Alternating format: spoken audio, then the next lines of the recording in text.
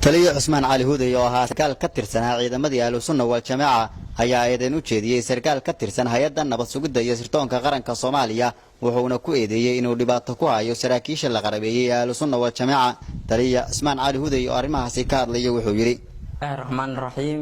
alxamdulillaahi rabbil caalamiin halkan awlan waxa ka salaamayaa shacabka Soomaaliyeed meel walba ay joogaan qaasatan shacabka dawlad goboleedka Galmudug salaan kadib waxaan rabaa halkan inaan ka sheego oo aan la wadaago caqabad jirta dawladda federaalka Soomaaliya iyo shacabka Soomaaliyeed meel walba ay joogaan waxa jira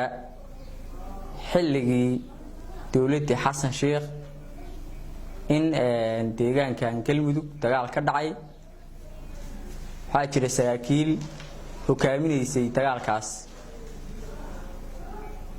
dagaalkaasna waxa ku dhintay dad badan oo boqolaal gaaraya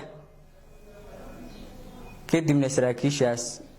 waa laga guuleystay dadka ay laayeenna wuxuu ahaa shacabkii dawlad goboleedka shacabkii Galmudug iyo halkamayaashii soo halkamay oo deegaanka u soo halkamay Ahlusunna wal Jamaaca saraakiil iyo ciidamo kulli taba alxamdulillah waa laga guuleystay waqti badan ayay ka maqnaayeen deegaanka waxa dhacday in la soo dhaweeyay si qurux badan dawladda federaalka Soomaaliya ay hadda jirta oo ay hogaaminayaan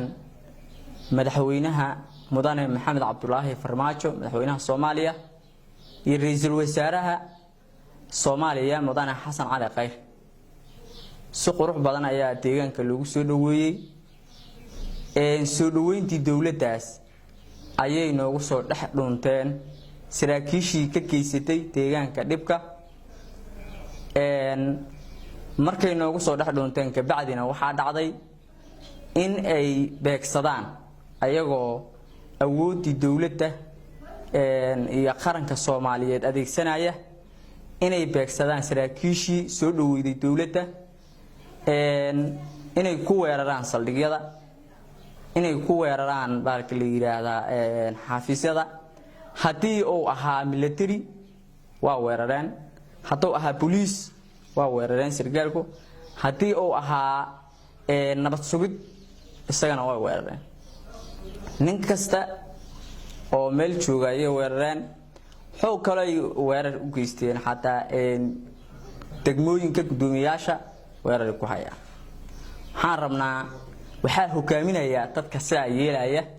waxa hogaaminaya sargaal la yiraahdo xarow waxba qarimayno xilligaas sagaakiishii deegaanka dagaalameysay oo dhibaatada geystay kamid ahaa haddana waxa fidnada wada asaga waaye xisbi uu ka dishanayna waa jiraa oo ala sheekh la yiraahdo waxaan leenahay dawladda federaalka Soomaaliya waa jecelnahay dawladnimada waa u baahannahay dhibaatada hadda jirtana dadku dhex jira dawladda oo fashil uga jeeda dawladda iyo dhibaato inay deegaanka ka dhacdo ayaa jiroon ognahay waxaan leenahay inay barnaamijkaas wax ka qabato ayaan rabnaa madaxda u sarreeyay ra'iisul wasaare Xasan Cali Khayr hadda wuxuu joogaa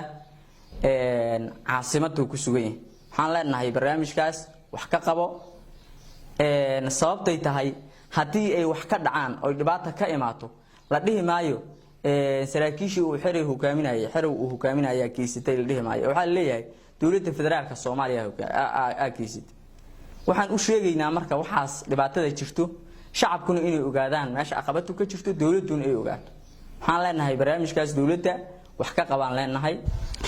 ugu dambeyntii taliye Cusmaan Cali Huday ayaa baaq u diray dawladda Soomaaliya inay wax ka qabato sargaal ka tirsanaa ciidanka Ahlusunna wal Jamaaca ee ku dhintay shaqaaqa ka dhacday dabayaaqadii sanadkan degmada Matabaan ee waqooyiga gobolka Hiiraan dhibaato ayay geysteen badan xilliga hadda dawladdan aan soo dhaweynay waxay naga dileen sargaal Bashiir Cali Bedel la yiraahdo waxay geysteen dhaawac ay geysteen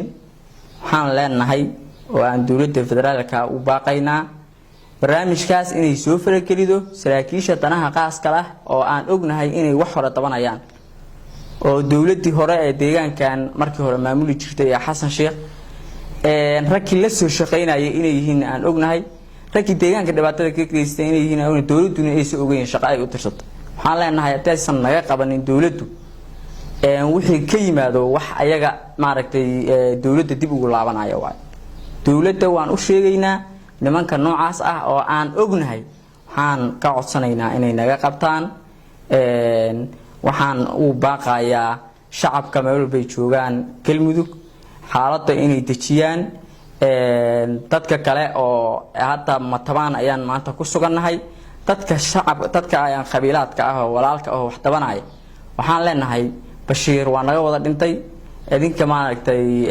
qaasan kagama dhiman waxaan leenahay istijiya xaaladda hal dejiyaan leenahay mahalka la yiraahdo annaguna hadii alla idmo waxaan dawladdu u baaqaynaa inay Bashiir xal ka keenaan iyo dhaawacii naloo geystay iyo dhimashada naloo geystay dawladdu inay xal ka keenaan waa u baaqaynaa. Assalaamu calaykum wa rahmatullaahi wa barakaatuh. Farxaan Ahmed Abdi, Galmudug TV, Gurceel.